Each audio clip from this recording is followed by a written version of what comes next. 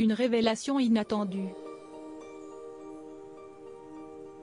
Sur son compte Instagram ce lundi 28 novembre, la journaliste Laurie Delhostal a dévoilé son combat contre le cancer. Dans un long texte, la quadragénaire s'est confiée sur la manière dont elle a appris la difficile nouvelle, il y a tout juste un mois. On m'a dit, vous avez un cancer. Paf. Il fallait faire vite, car vous avez un enfant jeune, rapporte celle qui officie depuis le début de l'année 2022 dans le Club Info. Je n'ai pas spécialement envie d'en parler, mais j'avais envie de parler, a-t-elle déclaré. Ayant instantanément commencé les soins pour vaincre la maladie, Laurie Delhostal n'a pas pour autant perdu son sens de l'humour. La totale, le max des traitements. Me suis demandé tout de suite si on pouvait considérer ça comme une sorte de super avantage. Bienvenue Madame Delhostal, vous êtes une ultra VIP, pour vous ce sera le all-inclusive, écrit-elle ainsi, se demandant ce que cela aurait été si elle avait un enfant plus vieux. Laisse tomber Bernard, son gosse sait faire ses lacets. Comme des milliers de Français chaque année, la présentatrice de Dimanche Soir Football sur Prime Video a découvert tout le protocole entourant la lutte contre le cancer. ARM, PESCAN, le pack.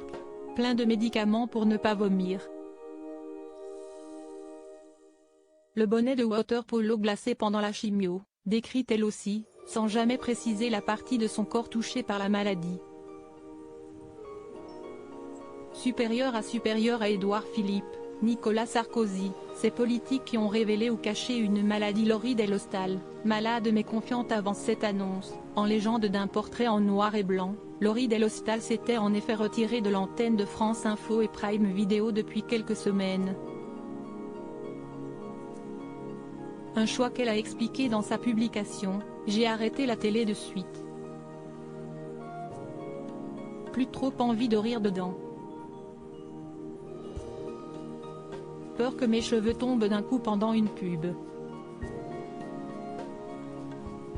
L'ex-présentatrice de Canal+ raconte aussi s'être mise à courir pour se sentir vivante avant qu'on ne la rende malade pour la garder vivante.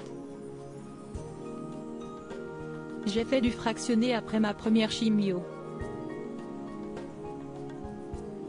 Pour voir. Pour l'instant je n'ai vomi sur personne et j'ai tous mes cheveux, s'est-elle félicitée, tentant courageusement de voir cette malheureuse nouvelle du bon côté. J'ai tout de suite trouvé des avantages, comme une chimio égale un cadeau. Le premier c'était un bonnet.